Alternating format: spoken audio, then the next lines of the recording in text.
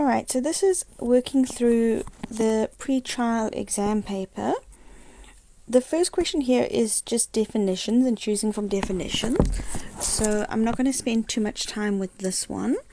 A survey, if you looked at the answer there, would have been the process of a research tool to gather information. So if, let's do this, if. The next one that they're asking us about there would have been a tax rebate, and a tax rebate is actually relating to a tax relief given to the taxpayer. So that's going to be H. Now, probability was the one that I think had slightly more of a question on it, because there's actually two different options that I think people will think about looking between.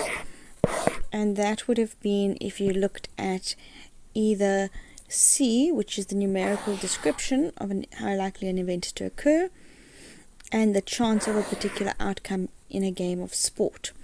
Now, because this word is not very specific, it's just probability in general, the definition involving sport, G, is much more specific than just probability. Whereas if we look at C, a numerical description of how likely an event is to occur, that's a much broader definition and fits better with the wording itself. So although the chance of an outcome in a game of sport is a type of probability or an example of probability, it's not the best definition from the options available. So C is actually going to be our more accurate definition in this case. And then the last one we had there was profit. And profit was just doing the financial benefit that is realized when money is generated from a business when it exceeds the expenses, which is E. Anytime we're talking about expenses exceeding income, that's when we're thinking profit. Okay. Now if we go.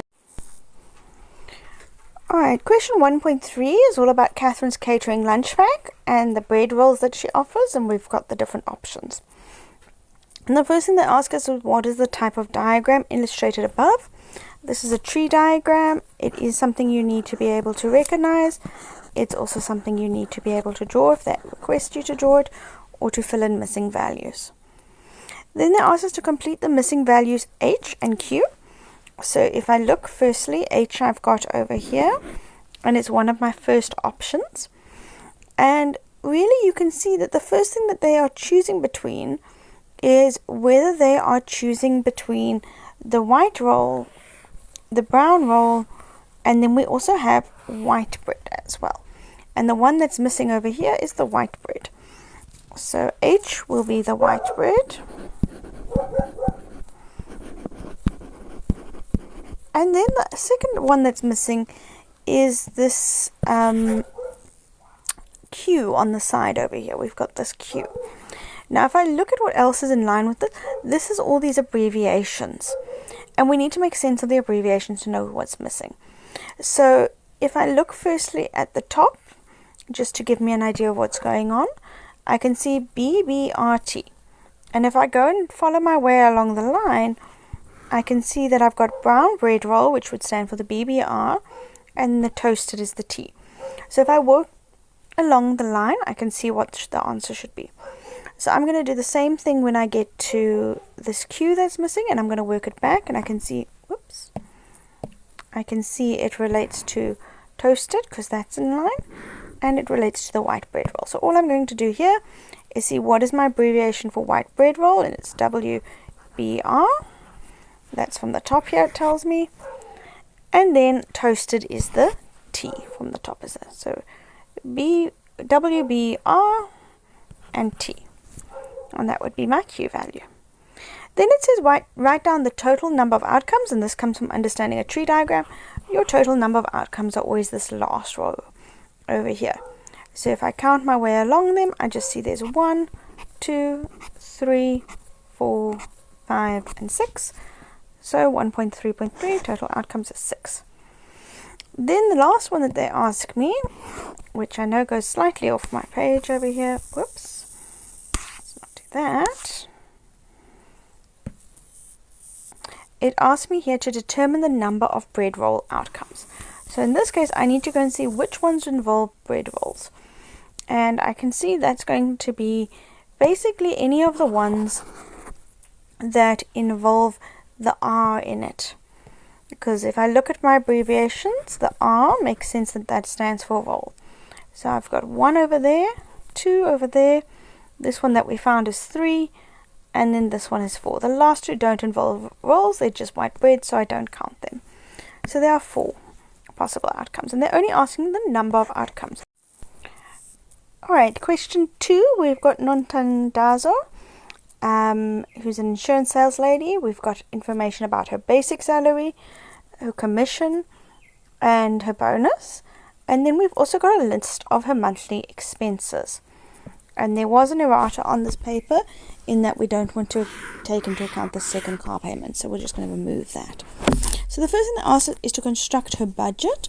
So budgets are pretty straightforward. You just need to list all the incomes under income and all the expenditures under expenses, and then you just add them to total them up. So that one you can get straight from the memo and see, just making sure that you list all of the income forms. From the top here, we had her basic salary, we had her commission amount of 22, and we had her bonus. So those would have all listed under her incomes, and then her expenses, you would have just listed those. Then if we look at 2.1.2, I've got express her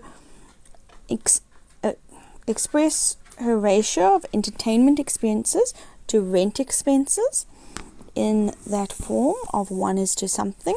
So ratios, we know the most important thing with ratios is you must put it in the right order. So the fact that they say entertainment expenses first means that's the first thing I'm going to list. And if I look at entertainment, it's over there. It's going to be 1.7. Then they tell me to do her rent expenses. And if I look at her rent expenses in my list, it's 8,500. So that's going to be 8,500. So that's the first thing we need to do, is just make sure you list the correct values in the correct place. Often there is a mark at this stage. Then they tell us they want it in the form of 1 is to something. So that tells me that 1,700, I don't want it to be that, I want it to be a 1. So if I only spent 1 rand on my entertainment, or not me, then how much would she spend comparatively on rent? Now, there's a few different methods you can use to find our missing value over here. I always use what I think is this most straightforward one, which is the divide up and across method. So I take my value that I know of 1, I'm going to divide it by 1,700 and then multiply my answer by 8,500. There are a few different ways you can do it, but that would be my calculation. So it would look like 1 divided by 1,700 and then multiply my answer by 8,500. And if you do that, you get to the answer of 5. So 1 is to 5. Okay. Then our next question there is asking us about variable expenses as a percentage of her salary. So this is 4 marks because you also had to identify which were the variable expenses. So let me just clear off my page a little bit here, so that I've got some space. Oh, that only half worked. Let's try that again.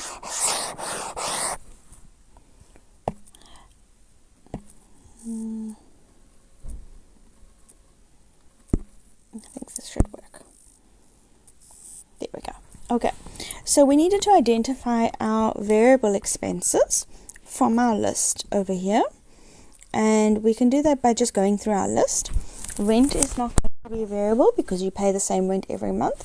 Fuel, however, is, because we know that that's changes depending how much you drive each month.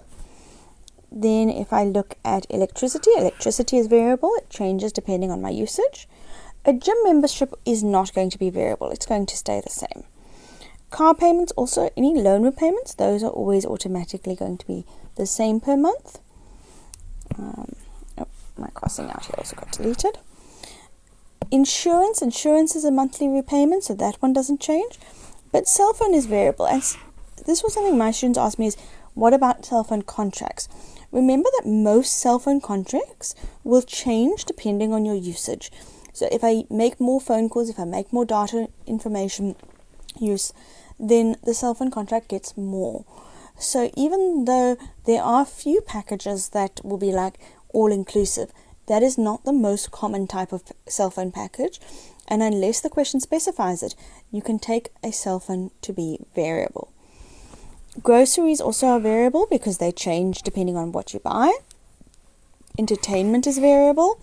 It depends how many times you go out or whatever the entertainment is for. And water usage also variable because water usage changes depending on how much you use in a month. So these 6 different items are the 6 that I'm actually going to be concerned with for the variable expenses. So the first thing I need to do is work out how much is that as a single value. And if I add together as a single value all of those 6 options, I'm going to get to 9,200 Rand. Okay, and that's just by going this 25 plus the 8 plus those 4 on that side there. So 9,200 Rand, that is my variable expenses. And then they want it as a percentage. Now, my rule is always, if you see them asking for a percentage, you need to be thinking fraction. Okay? You see them asking percentage, you must in your head go, okay, I'm most likely going to need a fraction. And the fraction should have 2 things in it. And it's the 2 things in the question. The variable expenses is one, and the basic salary is the other.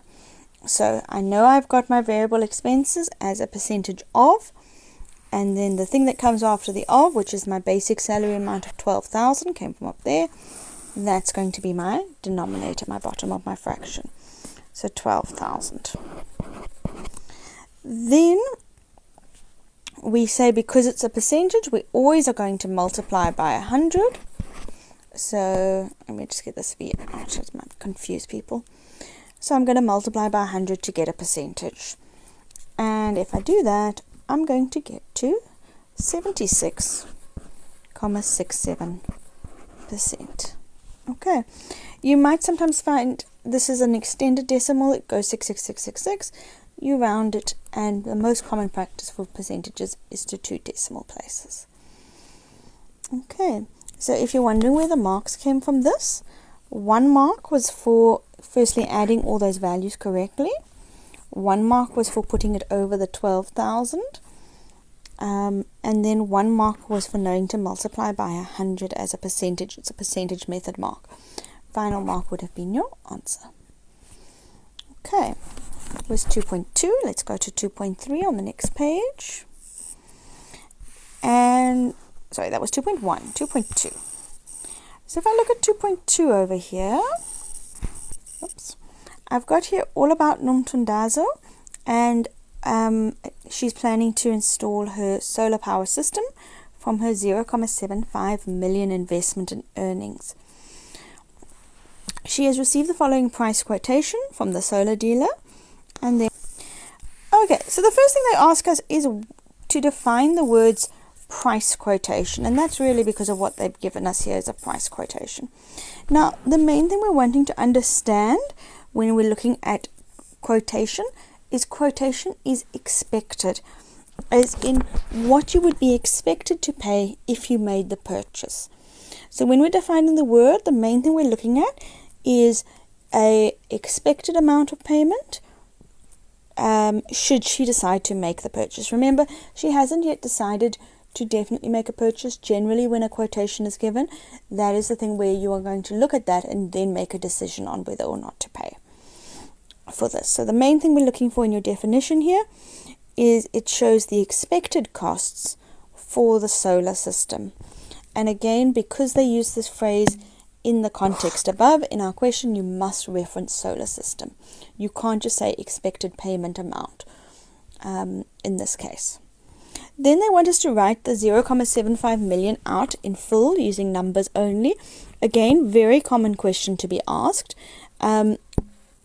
especially in grade 12 in particular. So how do we move from this format of 0.75 million into just digits? It's actually quite straightforward. All we need to do is multiply by the unit over here. So we're going to just say 0.75 times by a million in this case, because it's in millions. And if you do that, you're going to get to 750,000. Alright, a little later in the paper we'll look at how it works if it's not in millions but in thousands or something like that.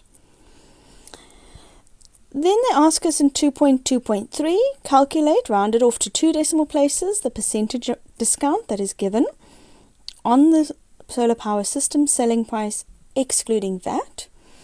And I'm noticing 2 important things in this question. The first is rounding to 2 decimal places. I always say as soon as you get your paper and as soon as your reading time is over, go and highlight any rounding instructions, because that's just a silly mark to lose because you missed the instruction given in the paper. And then we see the words percentage discount. So again, we're being asked to find a percentage. And a percentage, as I said before, you see them asking for percentage, you want to be thinking, I'm most likely going to need a fraction. So the fraction that I need to do in this case has to do with the discount and has to do with the selling price. Okay, those are the 2 things that are going to be in my fraction.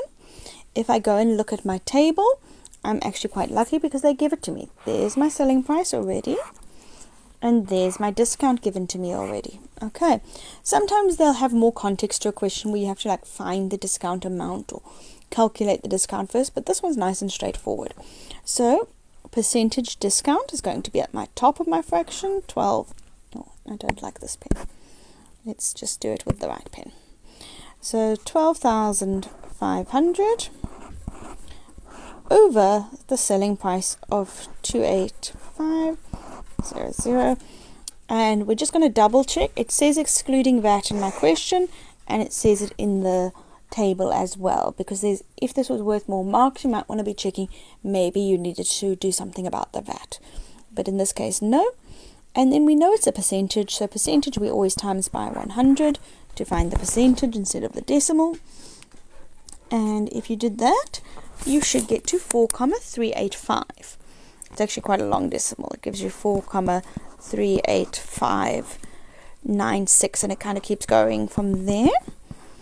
And we know we should always first show the unrounded value, and then when we've shown the unrounded value, we say that is approximately 4.39% because of that rounding instruction. Okay, and the reason we always show it unrounded first is because you may make an error with rounding off, but you can still get partial marks if you show the correct answer in some cases. So our marks in this were quite straightforward. 1 was for having the numerator, 1 was for having the denominator, and 1 was for your final rounded off answer. Okay, in this case they did not give a separate rounding mark, but that's a choice that is made by the examiners. Sometimes they do and sometimes they don't. Okay, then the next one, and I think let me just clear off my screen of all the previous questions. There we go. The next one that they ask us is show with calculation how that amount of 520,892 Rand and 50 cents was determined. So the value that we're looking for is this total due amount on the table, right? First thing you want to do is find it on our table or on our source. Now, my rule is always when they say show how something was calculated, pretend you don't have the value, right? Because they're saying if we didn't have this, how did they get to it? So you can't now go and use that value in your calculations, because otherwise that they wouldn't be able to find it when they have it already. So what I'm going to do is just for now pretend that this value doesn't actually exist and say, what if this was my unknown value, let's say A, how would I find it? And if I look, this is the total view, and I can see here I had a subtotal, I had a VAT, and that would be the difference between the subtotal and the total due is just the VAT. So I need to figure out, well, how much is the VAT then? And it's important that I did this whole crossing out here, so I'm not tempted to go and subtract to find that missing VAT number. I can't take the 520 minus the 450 because again, I wouldn't have that value yet to get there. So rather what I'm going to do is say, well, how do I find this? I need to find VAT. VAT we know is 15%. So I'm going to say, well, what is 15% of the subtotal 452, 950? Okay.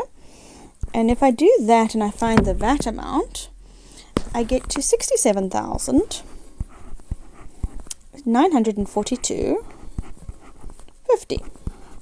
So this is now my VAT. That missing value that I had over here under value added tax. Okay. Then I now just need to add it. So I'm going to say the 452,950 plus the 67,942.50 for the VAT, and that gives us the 520,892.50. Okay. So with this kind of calculation, because of how it is being asked, because they're show how they got to that value, we pretend we don't have that value, and how would I find it? And I find it by finding what is the VAT amount, because this VAT amount over here, if I just link it with a fraction, with a highlighter, this amount here, the 67,000, should go in that space there. And then those two together is what would give me my total due.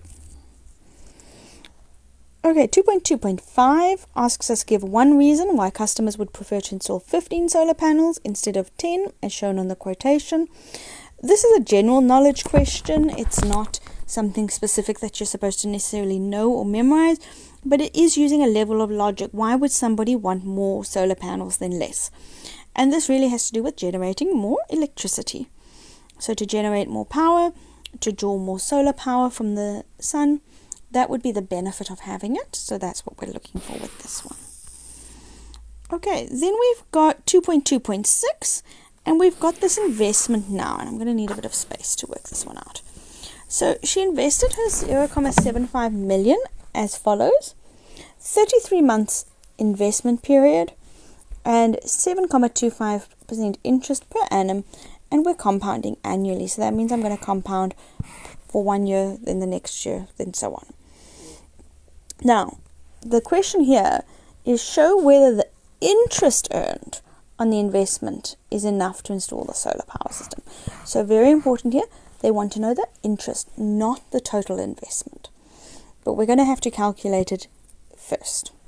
So when we're doing compound interest, first thing we need to know is how long is 33 months. So going in years, because it's compounding annually, it's 2 years and 9 months.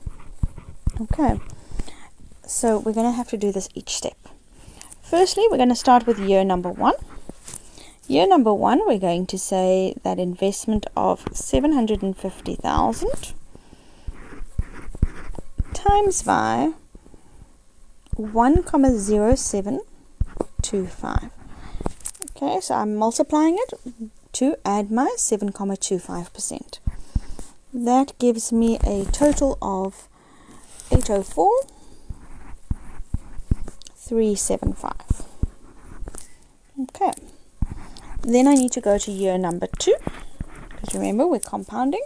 So I take this value and I start my calculation with that 0.84375 times by 1,0725. Okay, so that is what comes into my calculation.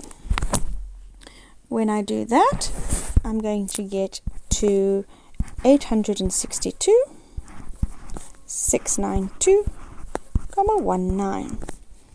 Okay, now I've got this leftover 9 months here. So how am I going to do the 9 months? Well, to do this, I need to find out, well, what would that interest rate be for those 9 months? And then I need to multiply that. So I'm going to take this value, same thing here, 862,692 comma 19, and I'm going to multiply it by 7.25% divided by 12, so that's to find 1 month, times by 9 months. So I'm really trying to find what would this be for 9 months out of the 12. What would my interest rate be? And then multiplying it. Now, this will only tell me the interest for the 9 months.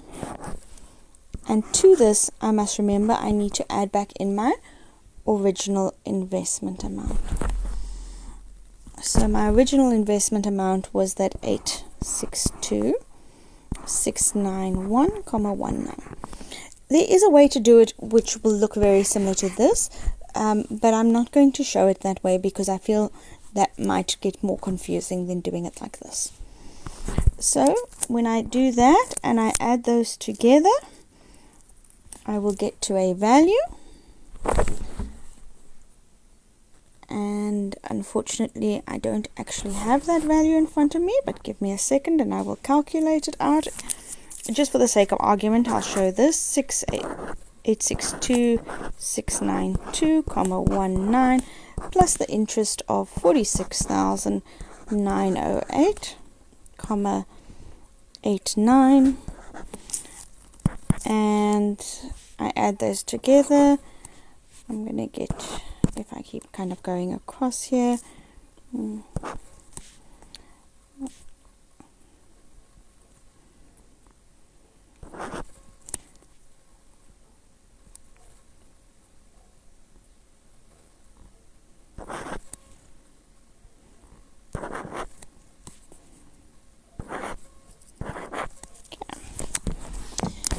Alright, now the important thing here is that they want us to work out whether the interest earned will be enough, not just working out whether or not the actual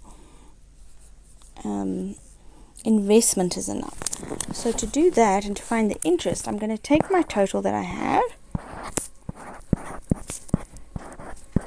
take away the 750,000 originally invested, not invented, and I'll get to the interest of 159,601,08.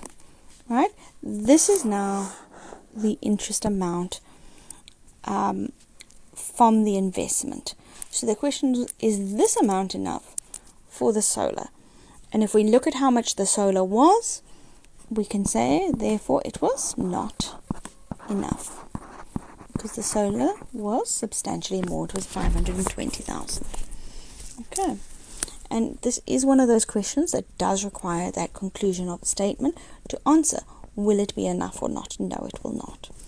Okay, this one was quite a lot of marks. It was 9-mark question, so it is very long. Just to kind of show you where those marks came from and to give you an idea. So there was a mark on identifying that those 33 months is actually 2 years and 9 months. So there's a mark on calculating that out. Then we do have a mark for working out the method for year 1 and the answer for year 1. Year 2 just has a total for year 2. Okay, this is very common to see that after the first year you don't get multiple method marks because the method basically remains the same. Then for year number 3 you actually get the marks on this portion here, on finding the method for your 9-month interest rate, and then you're going to get a CA mark for here for the interest amount. Then they ask us to work out the interest. There's a mark on having this interest over here, and then there is a mark on your conclusion. Your answer mark always has, or your conclusion mark always gets something there as well. Okay, so that gives us 9 marks. Oh, I feel like I'm missing a mark. 1, 2, 3, 4. Apologies, that is 8 marks. I am missing one. Let me just see where the 1 mark is coming from that I think I've missed. they've given a secondary mark in the method over here, which is actually for adding the original. Alright, so question 3. This is all about Mitchell's Play and Health and Fitness Center, and they give these Tybo organized classes by 3 different instructors, Stacy, Tembi, and Maxine. And they do tell us a bit of information. They tell us Stacy has an evening group, Tembi has a day group, 20 registered participants, and Maxine has a morning group with 8 registered participants. And then underneath they ask us firstly, what is the best tool for collecting the respective data for attendance at the spinning groups? I think it's meant to be Tybo groups. So remember, when we're looking at tools for data collection, we really are choosing between 3. We're choosing observation, interviews, or surveys, which are sometimes called questionnaires. So if we think about this, we could use any of those, but which would be the most appropriate? And the most appropriate would actually be observation. Now, the reason I say observation over questionnaires is because of practicality. If I just want to know how many people are in the class, it's very easy to walk in the door, quickly do a head count, which is observing, because I'm looking at who's in the room, and then record, okay, there's 20 people in the room. I could use a questionnaire, but that means that each person in that room has to go and complete the questionnaire. It's a little bit more time consuming, it's a little bit more admin involved, and it's not the most efficient or the best way to do it. Also, same thing with interviews. Interviews for something, just knowing if someone's in a class or not, is much more detailed than it needs to be. So the question specifically says the best tool, and the best would be the most efficient, which in this case is observation. The next question asks us to determine the missing value of R if the mean attendance for Stacy's group is 16. And this is such a common question where they give you a missing value and they say, here's the mean, now find the missing value. So it really is one of those things that are very important to know how to do it. Now, if I look at our table of data, they've actually given us 3 missing values. We've got an R on day, let's try that again. We've got an R on day 2, on day 11, and again on day 18. So we actually have 3 of them. Now, the reason they've used the same number or the same letter 3 times is because it represents the same number. So meaning however many people came on day 2, also came on day 11, and also came on day 18. If they were different values, they would have given us different letters. So, how do we normally do mean? Well, normally to find mean, we would add all our values and divide by the number of values I have. So, I would say 20 plus, I'm going to just get to the R's in a moment, 9 plus 10 plus 12, and basically I go the whole way along the list, right? And I add all of this, 8, 17, 19, 20, 17, 17, and 20. Okay, so basically you add all those. Plus I need to add my R's. 1, 2, 3 R's. If we do that, we will get to 216 plus those 3 R's, which I don't really know how much they are, but there are 3 of them. Now, to find the mean, I would add all of that together, divide it by 18, because I have 18 different days, 18 different values, and they tell me my answer should be 16. Okay, so that's the first thing I want to show, that I understand how to do mean. So I add everything up, divide it by how many data points, and I say it's equal to 16. Alright, now the question is, what do we need to do to find the missing value of R? So, there is a maths logic behind what we're doing, but at this stage, right before prelims, if you just need to memorize the steps, you can just memorize the steps. So step number 1 that I'm going to do is I'm going to multiply by the number of data points. So in this case, I have 18 different data points. I've got 18 different values if I go and count my way along my table. So I'm going to take 16 times by 18. Okay, and if you do that, we get to 228. my next step after multiplying is I'm going to subtract the values I know. So the known values. Known data. So I know that I have 216. Those are the numbers I do know. So I'm going to go 228. Sorry, not 228, 288. Oops, let's just fix that.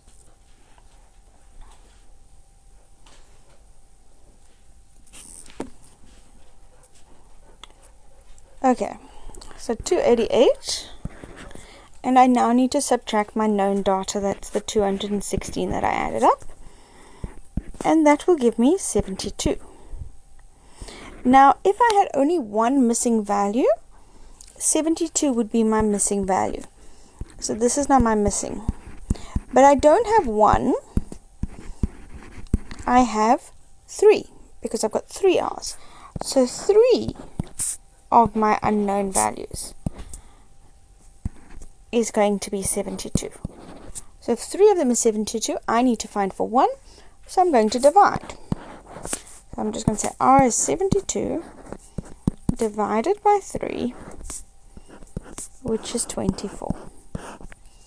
Okay.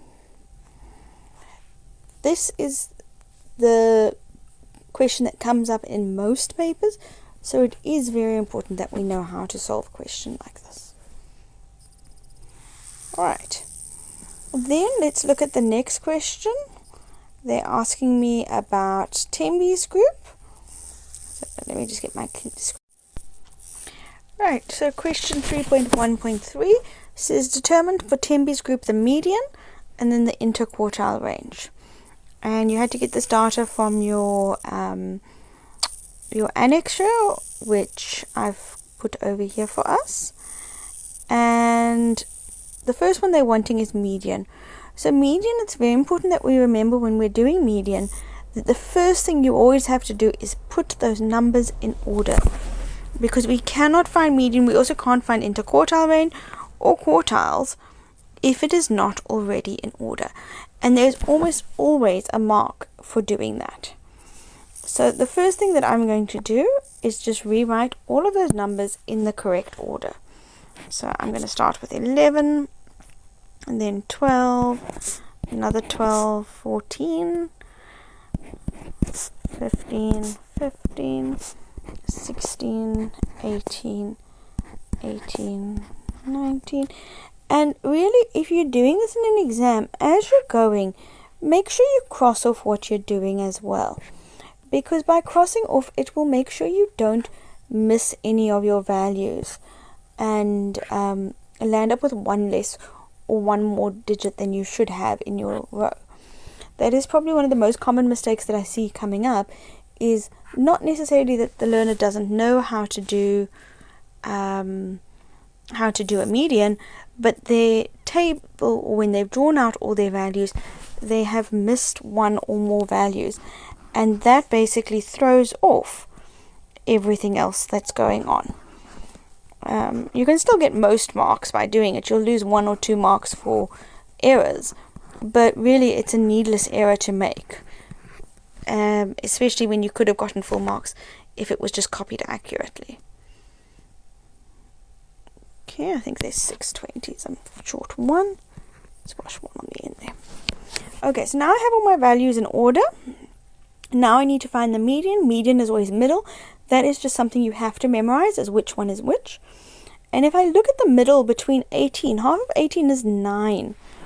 So 9 values along is going to be sitting here between the 18 and 19. This is kind of my halfway point, is here. Because I have 9 values, then the cutoff point, then another 9 values. So we have to know when we have 2 values, where the median is sitting here nicely in between them, what we do, we add them together, 18 plus 19, and we divide it by 2. And that gives me 18 and a half. And that is my median value. Okay. Then the next question, they wanted the interquartile range. So interquartile range, the nice thing is my numbers are already set up to calculate it. Let me just move my mean out of the way, or median out of the way. There we go. Okay, and they've also been very nice in that they've given us this box and whisker plot as well. So if we look at our box and whisker plot, we can actually see we've already got our quartile 3 value, our Q3. So we just have to find Q1. So Q1, we want to remember the way we do this is basically we want to divide our data at the median, which we already found, and we ignore everything after that point. So I'm only going to pretend now that I have these first 9 digits, and if I work with these first 9 digits, what is my median of the first 9 digits, my middle number? And my middle number of these digits is actually going to be 15. That one there. Because you can see I've got 1, 2, 3, 4 on this side and 1, 2, 3, 4 digits on that side. So 15 is my Q1 value. Then we know interquartile range is going to be Q3 minus Q1, which is going to be 20 from my box and whisker plot, minus the unknown value, which we found was 15, and that gives me an interquartile range of 5. Okay, you could have found the Q3 value, the third quartile or upper quartile value from our data set. If I did that, I would have just done the same concept. I would have said ignore everything up to my median value, and then after my median value, where is the middle? And the middle was this 20 over here, because I have 4 on each side. 1, 2, 3, 4, and then 1, 2, 3, 4 on this side. So you could have found it from your data set as well. Either way works for this. You just get a mark for actually subtracting that value correctly. Okay. Right, let's look at the next question there then. Just remove everything. There we go. Okay, 3.1.4 says give a possible reason why Maxine's group has full attendance on more days than Tembi's. So if we look at Maxine's group and what do we know about hers versus Tembi's group, we can see that Maxine's group is in the morning group and Tembi's is during the day. So that gives us a very nice, easy, straightforward answer of saying, well, a lot of people can't attend during the day because they're working, they've got other commitments. Morning groups are something that people will often do before they get to work. And so therefore, that might be why the class is more popular. Okay. And then we have 3.1.5, which says give a reason why the box and whisker diagrams and the attendance of Tembi's group only shows a lower whisker. And this, we actually need to go back to what I had on my screen just now when we're looking at our median and our interquartiles. There we go.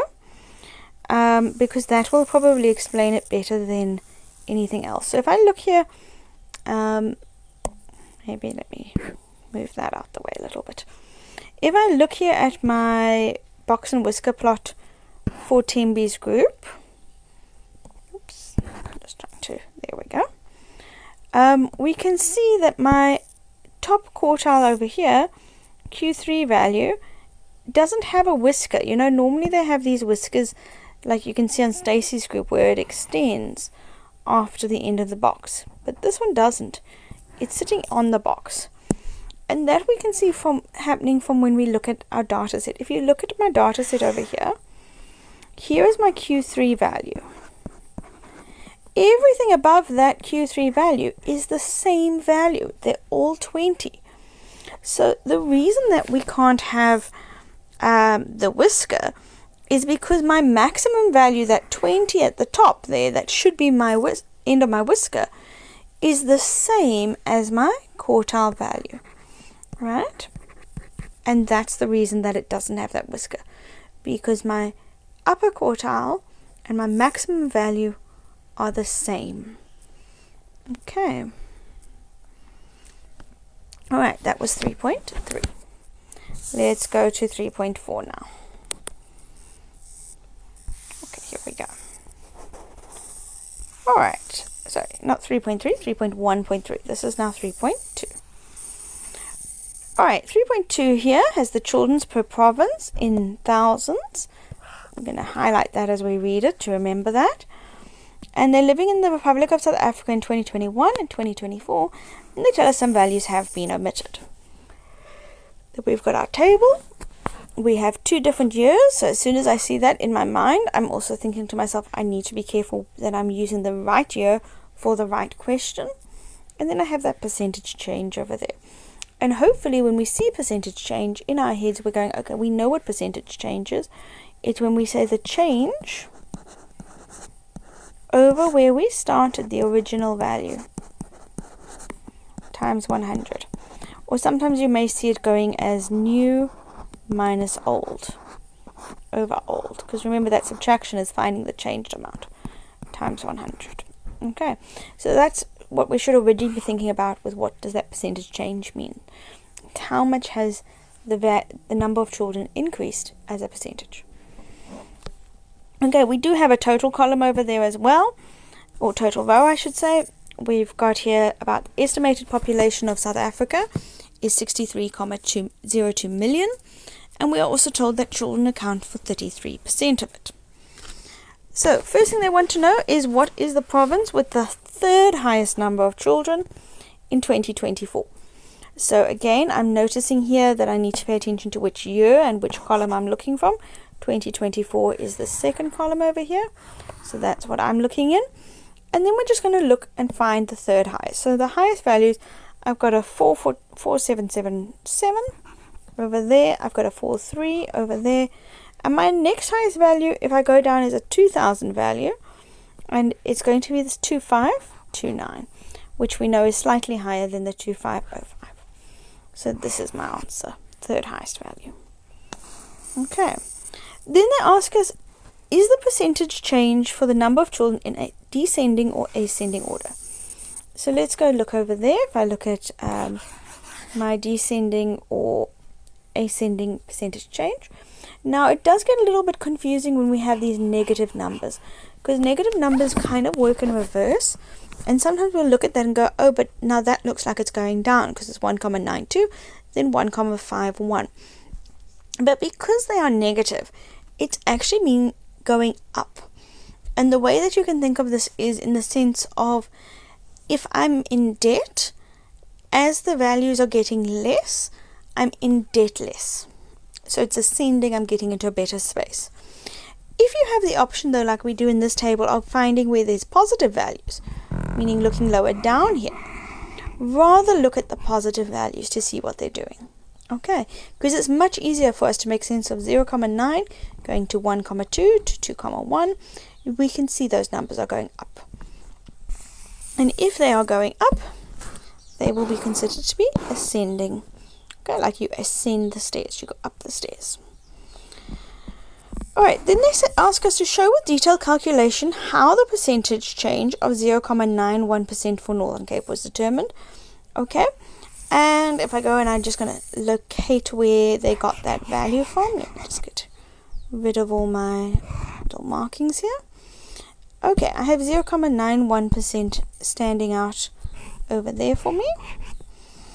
And we already discussed what percentage change is and how they would have found it. Percentage change is this new minus old over old times 100. So that's really what I'm going to be using. So all I need to do is take the values here that would have contributed, the newer value of the 444 and the older value of the 440. And I'm just going to find a little spot to write this in here. So all I'm going to do is say 444 minus the 440, so how much did it change by, over, what was it originally? It was originally 440 times by 100. And we already know, but you check this anyway, that our answer is 0,91%. Okay. Next, they ask us to calculate the value of A, the number of children in Gauteng. And if I go and look at my columns over here, where is A? I can see that I have this value of A over here. Now this one's actually nice and easy because I do have this total column as well, right? I've got this total column over here, or row I should say. So that's easy because we know a total is found just by adding everything up to get there. So all that I'm going to do now is take this 20,495 and I'm going to subtract all of those values from it. Okay, so I'm going to go 20,495 and then I'm going to subtract, and I just start going 2554, 1057, and so on the whole way through.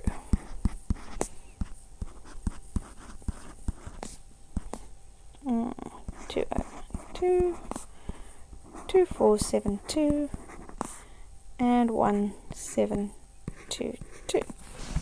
Okay, and when I've taken away all those values that I know, I will simply be left with the value that I do not know, and that value is 4417. 4417. So that is my missing value over here. And I also just add it to my table, just in case I need it a bit later, then at least I know what it is. Okay.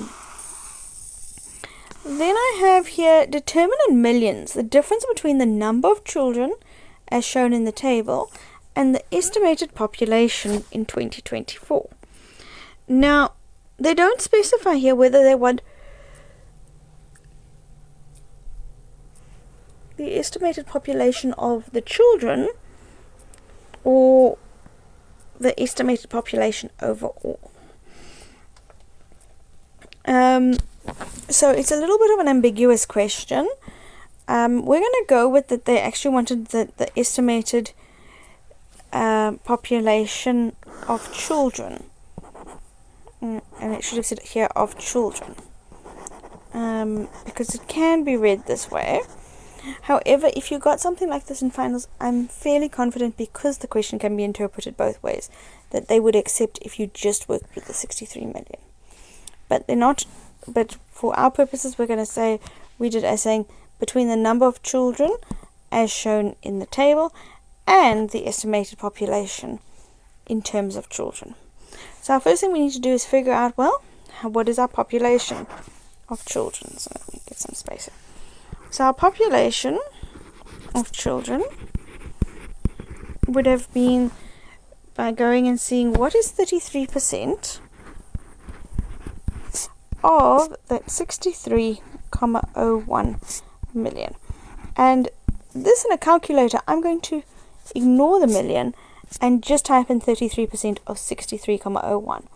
My answer that I get will also be in millions, but it doesn't show on the calculator. So I'm just going to say on my calculator 33% of 63,01, and I'm going to get 20,7966. And this is in millions because this is in millions. You can think of it like how we do like centimeters. They can both be in centimeters. It doesn't affect the calculation itself. It's just the unit we're talking about. Okay, now if I look at my table, the number of children shown in the table was 21,011. But it's important that we remember with this, if we go back to my table, right, there's the 21,000, there's my total over there. But it's important that we remember with this, oops, let me circle that, there we go, that this is in thousands, right? Remember we highlighted it in the question, and you can see it in the table as well. That is in thousands. So it's not just 21,011. It's actually got those extra 3 thousands there. It's actually got 3 zeros there. So now I have my actual value of children according to the table. Now, because we want to work in millions and the question asks to work in millions, I'm going to convert this to millions. And you do that by dividing by a million. Okay, if you don't know how to go between millions and normal digits, it is quite an important skill that comes up. So I divide by a million and I'm going to get 21,011 million.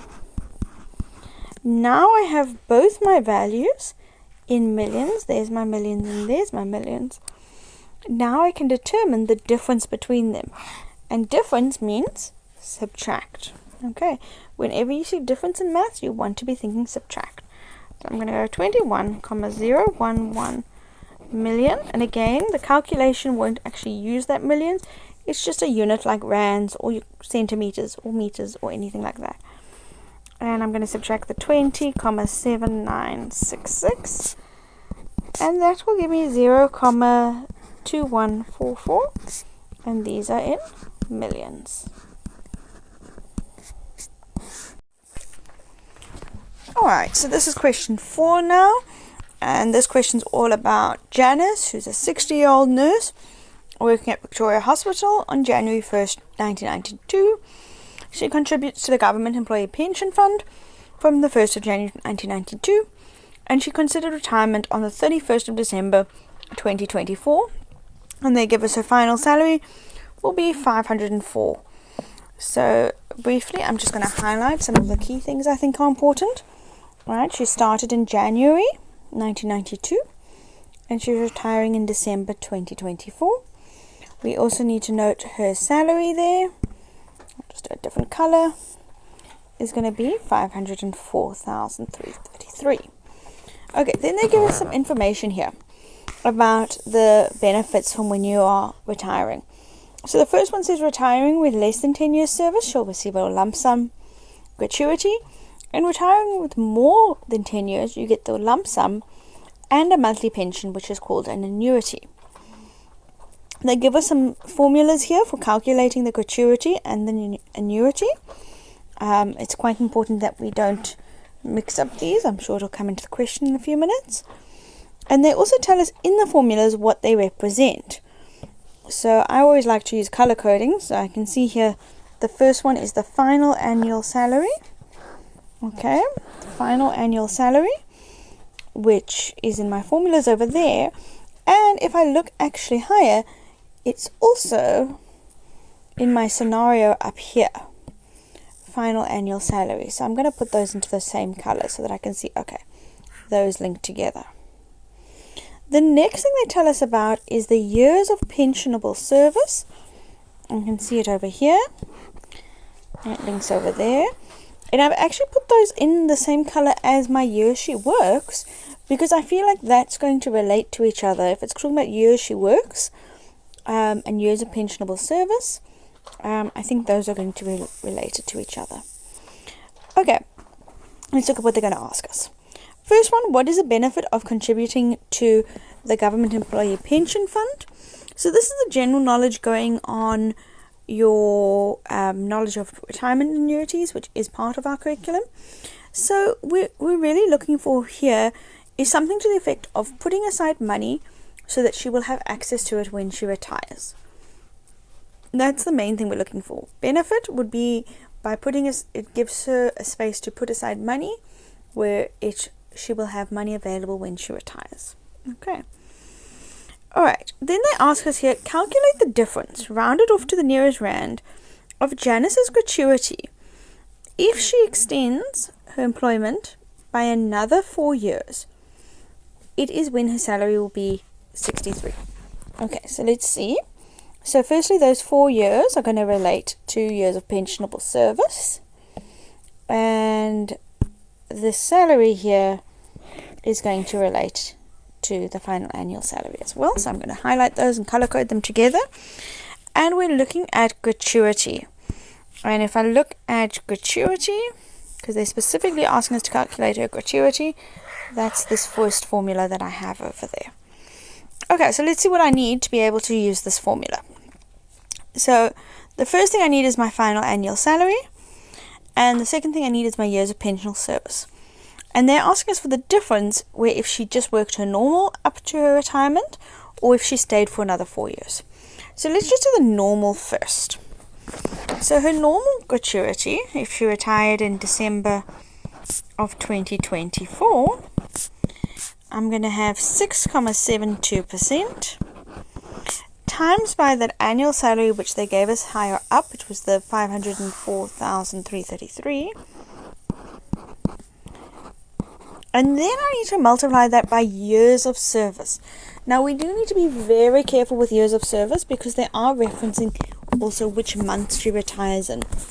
So if I look at years of service, the first thing that I need to do is take away 2024 minus the 1991. Oh, not 991, 992. And if I take those away, I'm going to get to 32. But we need to be careful, because this would be if she was retiring at the start of 2024. She is retiring at the end. So that's actually another year being added on there, which gives me 33 years. Now, honestly, you can calculate like this, but for me, the easiest thing is just to count on my fingers when I'm doing year calculations, and actually just count it up and go, okay, 1992 plus 10 is going to get me to the start of 2002, plus another 10 will get me to 2012, and just kind of counting my way up manually to double check when I'm working with years. Okay, but we do get to 33 years, so I'm going to put that into my formula over there, and that will give me 1,198,242, and that's money. Then I need to do the exact same thing, but now I want to say if she extends by 4 years. So I'm just going to write extend by 4 years. So basically I'm going to have 6,72% times by that new amount of 613,650 times by, and if I extend by 4 years, that's going to give me 37 months. Okay, and that will give me 1,525,779,36. And here the question was asking us for the difference between them, and we know whenever I see difference, it's going to be a subtraction. So I'm going to just take those answers and subtract them. Oops, what happened there? There we go. Okay, and I'm just going to subtract them. So I'm going to go 1,525,779,36 minus 1,198,242, and that gave me a total of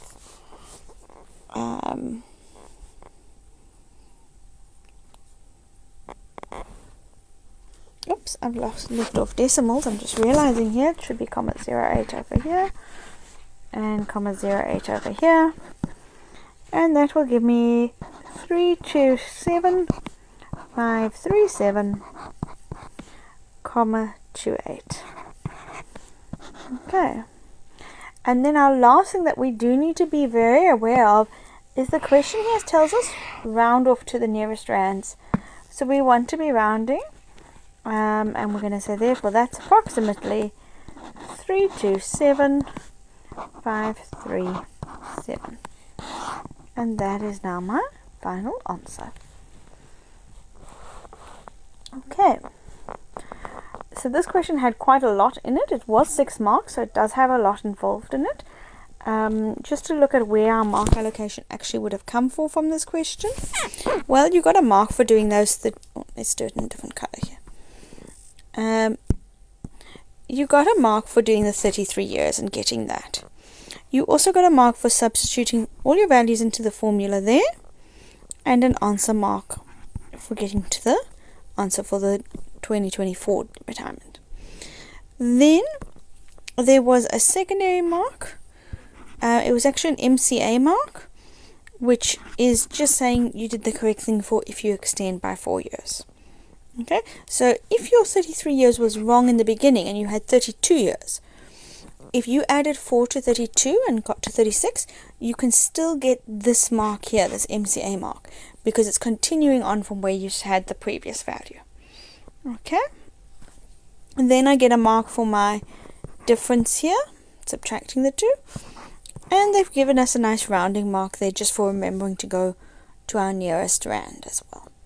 So that was the 6 marks for that question. Okay, and now if I clear the way for our next question here, that one, this one, there we go. Our next question that we get asked here was showing us a tax table. We knew tax was coming in because tax always comes in. It's matric content. And they ask us here, the table 3 shows the income tax rates for 2024, 2025. And they want to know what is her monthly annuity after tax if she retires in 2024. Okay, so let's see. First thing we need to know is we are looking at her monthly annuity, right? They're looking at annuities. So if I go back to my question over here, I am now working with this annuity per year value. Okay, so I need to know what is her annuity before tax. So we can just use our formulas to calculate that one out. Let me get onto a blue pen. So I'm going to take the 1 over 55 times by my final annual salary, and these are the same as in the previous question. So it's that 540,333. This is taken from the previous question. And then the years of pensionable service we knew is 33. And they tell us to all of that we need to add 360. Okay, so that was the first thing. And if you did that correctly, we get to 324,559,80. Okay, this is now her annuity amount that we now need to calculate with the tax. So I think maybe let me move this all lower down so that we have it lower down under the tax calculation. Here we go. Okay. Now from here I need to go to my tax table and see, well, where and which bracket should I be in. And I should be in the second bracket here because I'm got 324,000 and this goes up to 370,000.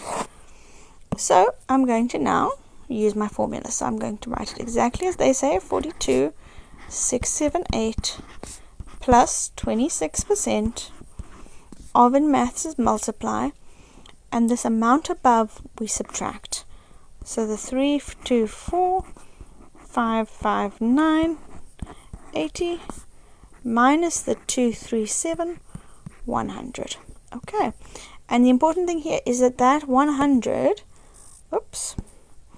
this value that I'm subtracting over here is the value that's in my formula at the top over there. Okay, and then from there we can calculate that out. We're going to get to 65,417,55, and my next thing is going to be to now take off my rebate. Okay, so minus the 17,235, and that gave me 48,182.55. Right. As a reminder, what have we calculated? This is her tax that she has to pay. Annual tax. Now, that's great. It's not actually what the question wants, though. We still need to keep going because they want to know what is her annuity after tax. So, I'm going to take her annuity that we had over here. This 324,559,80. And I need to take away that tax, the 48,182.55. Okay, and that will give me her annual after tax of 276,377.25. Now that's great, but that is per annual. It is annual because we know tax tables are annual, and we know the annuity they told us was annual as well. I need to know monthly, and to go from a year to a month, all that I'm going to do is 276,377.25 and divide that by 12 to get me to 23,031,44. And that there is now going to be her annuity after the tax comes off when she retires. Okay, I think that's the end of 4.1. Let's now move on to 4.2. There we go. Alright, 4.2 was here. It was all about Bugs Play Park in Kraaifontein. And they give us this very nice graph over here, which is a number of visitors per hour entering the park. And you can see also it's over several days. We've got Thursday, Friday, Saturday, and Sunday. All right, first thing that they're asking us is, what is the type of graph being used to display the data? It is a multiple bar graph. That's really what we're looking for. Multiple bar graph. Multiple bar graph. Now, we know that in the past you may have seen where they asked this question and it's a double bar graph. After we start hitting more than 2 to 3 bars grouped together, we stop calling it like relating to the name, because we say double bar graph, triple bar graph. After that, when we're going 4, 5, 6, this one I think goes up to 7 or 8, we now just call them multiple bar graphs because there's lots of bars. Okay. Then they ask us, estimate the number of visitors Friday at 12.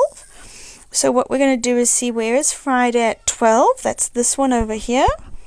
Oh, maybe I must rather do it like this. Let's see. Okay, it's this one over here that I'm looking at. And you are going to use a ruler because you would have it just printed out. I think I'm going to try to use a line and see if it lets me do a line, maybe a dotted line. Yeah, we can do it in green. And all that you're going to do is basically do a ruler to estimate where does it get you to, right? So something like this. Okay, mine's actually a little bit high there, but I don't think it's going to let me be more precise than that. Let me try.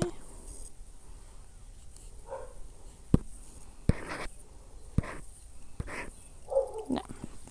Okay, now to estimate this height, if I look at where my line is, I know it's gone ever so slightly skewed, but it should still be alright. It's about halfway between the 100 and the 150, right? So if it's about halfway, that means that I can say, well, what is halfway between 100 and 150? Now, if you know that off the top of your head, it's 125. If you don't, how do we find halfway? Well, it's the same way we find the median. You can go 100 plus 150 divided by 2. That will always get you to your halfway between two values, and it's 125. So I'm going to go with my estimate of 125. Now, keeping in mind they did use the word estimate, so that does mean that if you are slightly off, there will be a bit of a range for it. I think in this case their range is 5, so they'll go up to 125 to 30. But there is a little bit of a range, but it has to be reasonable, right? This graph would not be reasonable if I estimated this to be 140. Because if I look at where 150 is, compared to where this line is at, it's nowhere near that high in my range. It's not close to the 150. So 140 would be too high. Same thing, like it is not closer to the 100 than to the 150. So I wouldn't want to go like to 110 or 120 because that's going to be too low. Okay. Then the second one they've got there is at 11 o'clock on Sunday. 11 o'clock on Sunday would have been this bar over here. Okay. Because the next one I can see there is 12. So 11 would have been just before.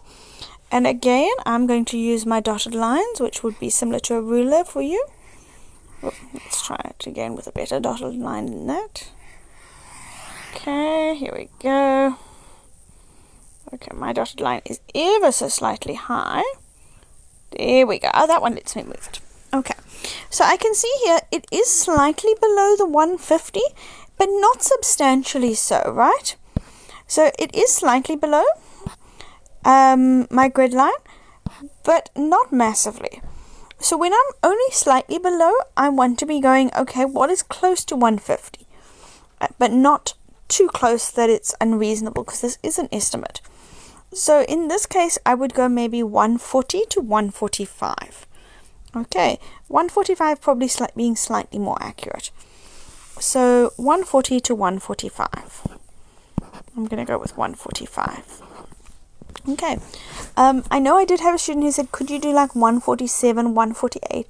I mean, technically, because the line is pretty close, it's possible it is that value. However, because they are using the word estimate, you normally shouldn't need to be quite that precise.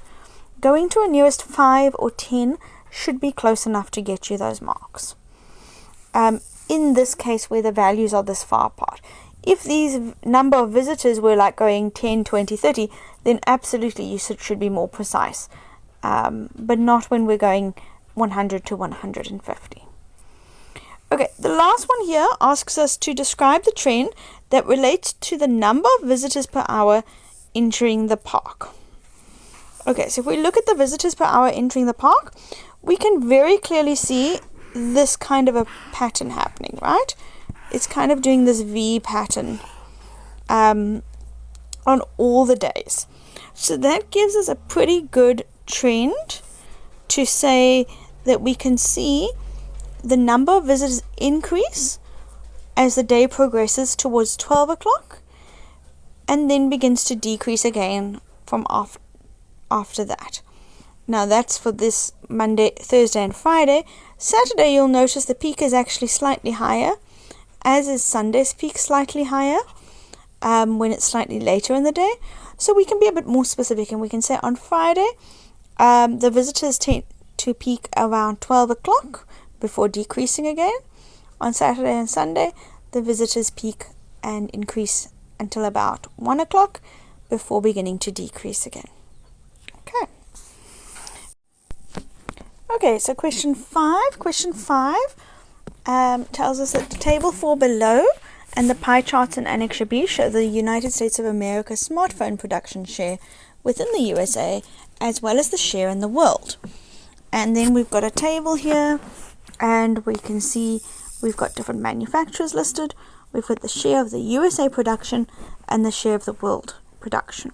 So immediately I already know I need to know in the questions whether I'm dealing with the USA or the world production. So let's see what they're going to ask us. The first thing they ask me is determine the Google share of United States of America production. So I'm going to check my table first, and here is the missing value that we're wanting. Now I can't subtract from the totals because I do have 3 other missing values over here. So that's a bit of an issue. But if I go and look at my annexure, and I've just moved the one graph that I really want to look at relating to the annexure over here, I can kind of see over here that there is indeed Google, and it tells me there 8%. So this was really just a reading from the table or reading from my sources to see what it was. And in this case it was 8%. Okay. Then they asked us calculate the number of Motorola cell phones produced in the USA. So let's see what we know about the Motorola cell phones. So I just want to get rid of that. So Motorola cell phones are sitting at 6% at the moment in the USA. And they want to know the number. So I need to see what do I know about the number of cell phones produced. And if I look at the bottom here, I've got total production in million units. Okay, this paper is doing a lot with the millions units. So how do I work out how many of those are Motorola? Well, it's simple. They tell me it's 6% of it. So all that I'm going to do is say 6% of 62,4 million. Now, the one thing though here is this is in millions and I want to have an exact answer. So all that I'm going to do is change that and say that is 6% of 62,400,000. And if you don't remember how to do that from the earlier question, I'm just multiplying by 1 million to get it into this format. And that will give me 3,744,000. Okay. The next question asks me, it is stated that 2 manufacturers contribute more than 2/5 of the world's cell phone population. Verify the statement showing calculations. Now I do have a bit of a problem because this question is giving me a fraction. But if I look at all of my information here, these are all in percentages. So it's difficult to work across units. We know when we have different units, we want to get them the same. So I'm going to just change it from a fraction into a percentage. And all I do to do that is 2 over 5 times by 100 is 40%. So really what they're asking me is 2 of the manufacturers together should contribute more than 40% of the world's production. Well, let's go and see. So firstly, world production tells me I'm looking in the second column over here, in the world's production column. I'm not looking in the US production.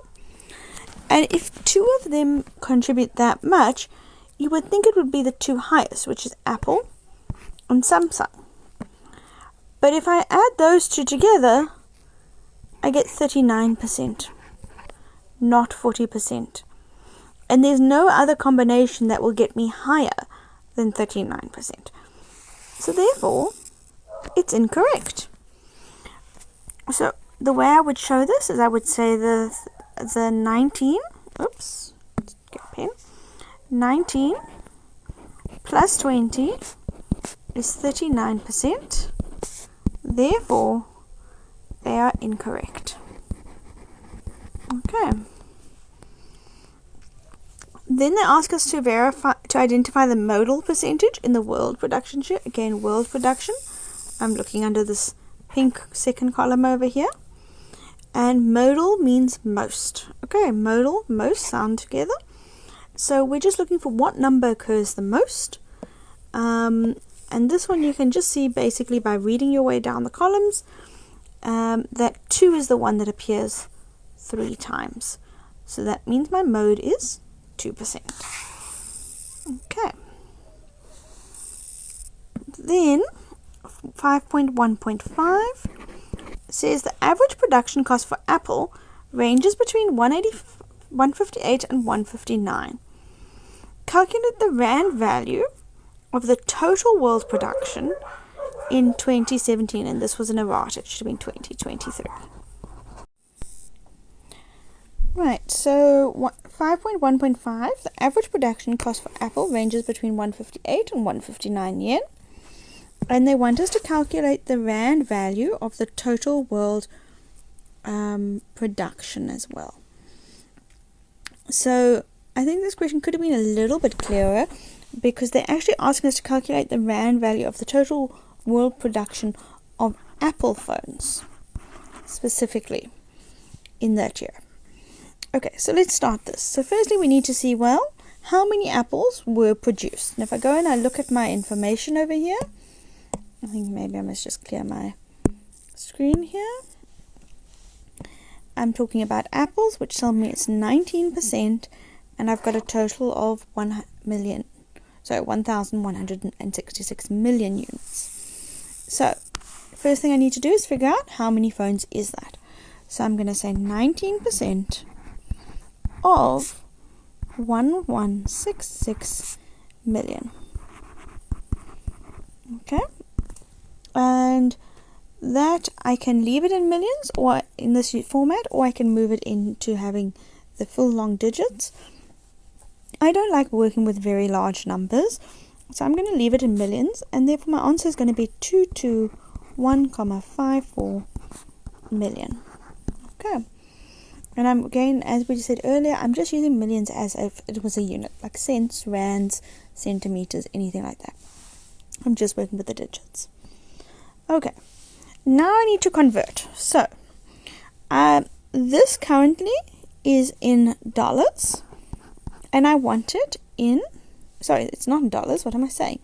The information they've given me is in yen. So, I want to start by firstly working out how much is it for the 221,54 million phones in yen times the 159.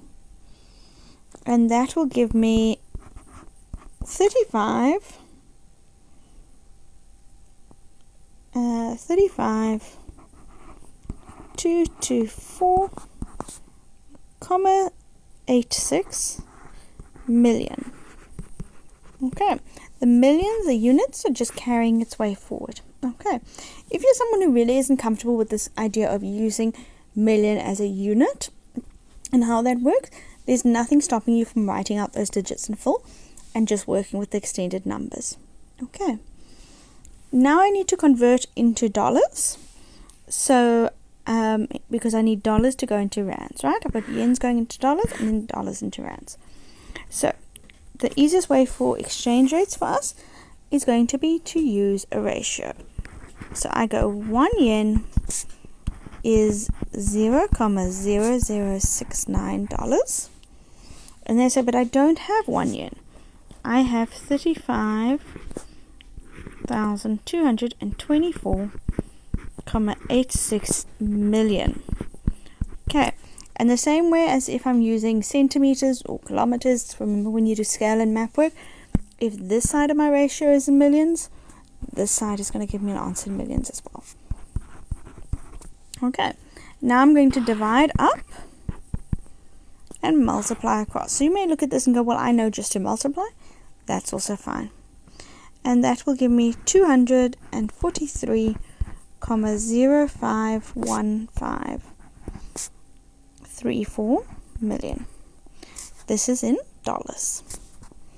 Okay.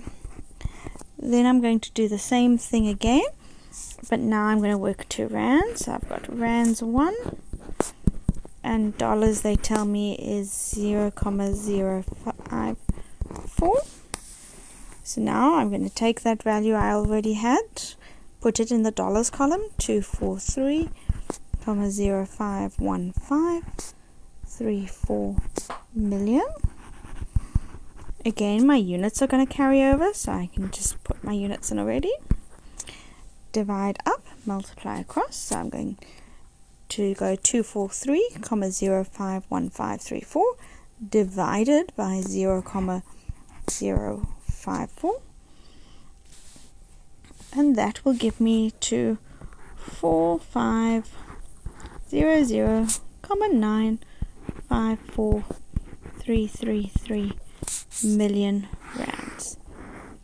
And that really is my answer. It's rands. Okay.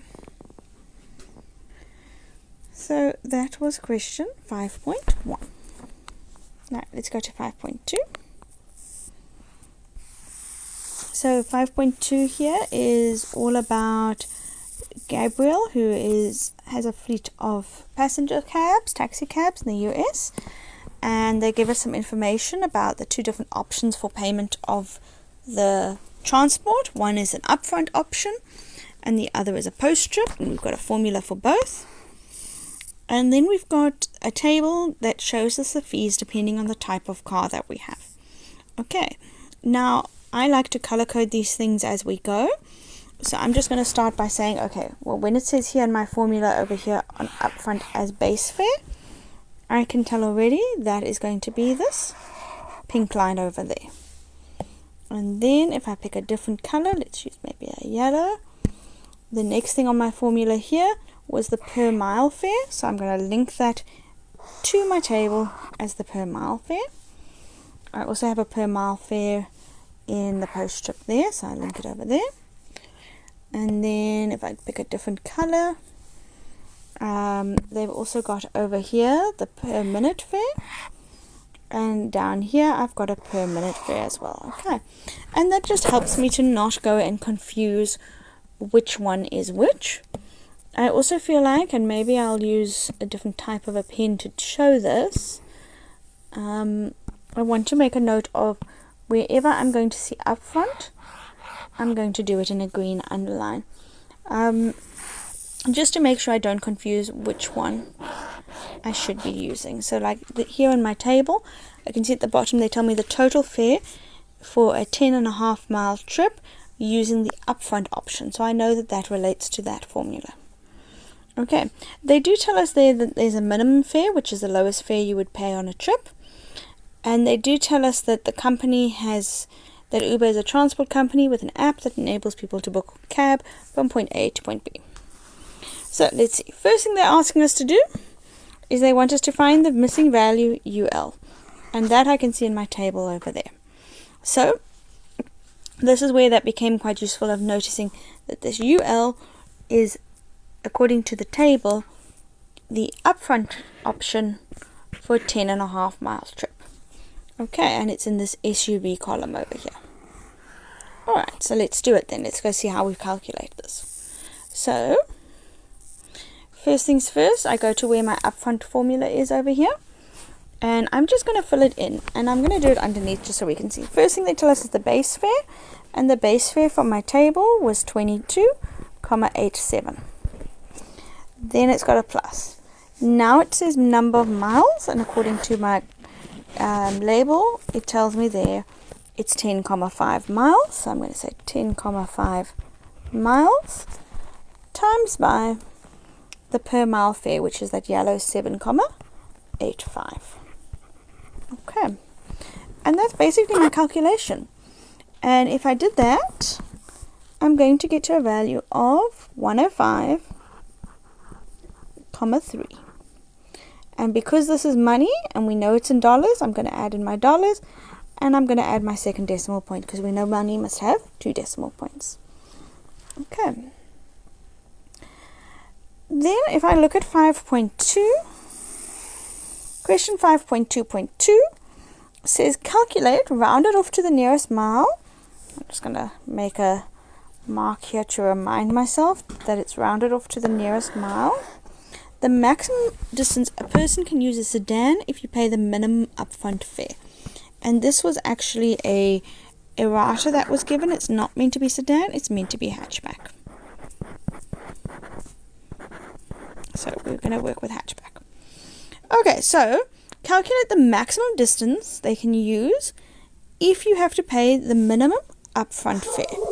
And here's that word upfront again. They haven't made it nice and bold, but I'm going to put it in a nice green because I know it has to do now with upfront. So let's see. How would I normally work out this upfront fare for the hatchback? Well, if I go back to my formula and I just erase this, oops, let's get rid of all those marks. Okay, I would normally take my base fare, which in the hatchback case is 0, and I would add that, or add the 0 I should say, to however many miles times by my per mile fare. And my per mile fare is 190. Okay, so that would be how I would normally find my total fare.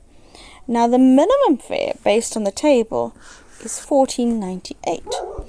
So I need to see, well, what could this missing value be where it will start going more than $14.98? And hopefully we're kind of getting the idea that if I look at this, I can divide to figure that out.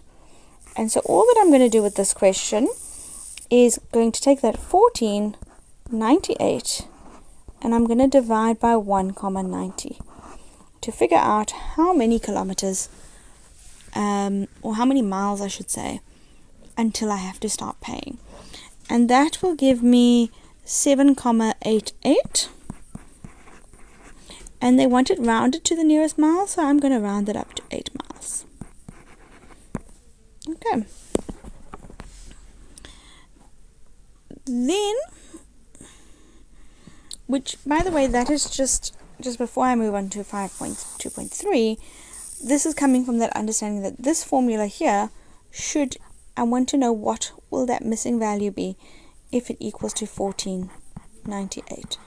Okay, the minimum fare, that's really what I'm trying to figure out. Okay, let's look at 5.2.3. And they say here, explain the importance of a cancellation fee. So this is a general knowledge thing. Basically, it's to cover the cost for the wasted time, right? When somebody books, then the other customers cannot book, and they would lose out if the person then cancelled. You could have also said things such as to prevent people from making prank calls and hoaxes and things like that, and to recover costs related to the car going out and then the booking being cancelled. Okay. Alright, then we have 5.2.4, which was actually our last question. And this one tells us a user travels a 30-mile distance in an SUV. So already I'm going 30-mile distance is going to be important because we know there's a part of miles in those formulas. And SUV tells me I'm going to be looking in that column. The post-trip fare option was used. And the trip took 1 hour and 45 minutes to complete. Now the user says she would have saved more than $20 if she had used the upfront option. Now, underline upfront in that green so I know it relates to upfront. Now we want to know, would she be correct? So would she have saved more than $20? Well, that depends on what it will cost. So we now need to figure out what would it have cost if she used the upfront. What would it have cost if she used the post-trip? So let's do the upfront first because we already kind of have an idea about this upfront. And again, I'm going to be using SUV. So let me just get a little bit of space over here so that I have space to write. Okay, there we go. And I'm just going to fill in my values. So SUV basic call-out fare was 22,87. Number of miles they told us was 30 times by the per mile fare of 7.85. Okay, so that's the first thing. Work it out with the upfront fare. And if I work it up with the upfront fare, it gives me 258,37. Okay, and now I'm going to do my post-trip fare, and I'm going to do the same thing, filling it in. Firstly, the number of minutes. Number of minutes was 1 hour and 45 minutes. So that's 60, let's do it on the side here, plus 45 is 105 minutes. So I'm going to say number of minutes, 105, times by the per minute fare. And if I look down at my table at the blue per minute fare over there, it's 160. So I'm going to say 160. Close the bracket, plus, because there's a plus, open bracket, number of miles tells us it's 30, times by, and the per mile fare is still that 7.85. Okay, so basically I'm just taking my formula and everything in the formula I'm rewriting with the correct values. And if I do that, I would get to 403,50. Okay, so now I know how much it would be if it was upfront, and I know how much it would be if it was post-trip. And I think I'm just going to move all of that calculations down a little bit so that I can work with it. Let's see if I can. A bit of space to work on.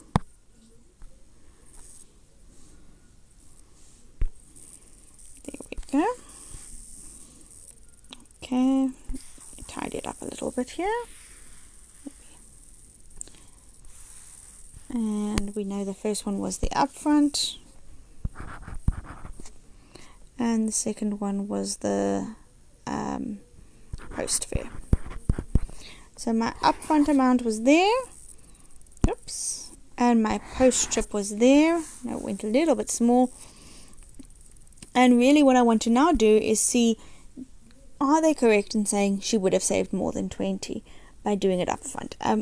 And yes, we can already very much see that this would have been more than $20 difference, but we still want to calculate it to prove our point. So we're going to go and see, well, what is the difference between those two values? 258.37. When in doubt, even when it's obvious, still do your supporting calculation. Okay, because we know there are sometimes marks on this step. And that's 145.13, which is more than 20, and therefore she is correct because she would have saved more than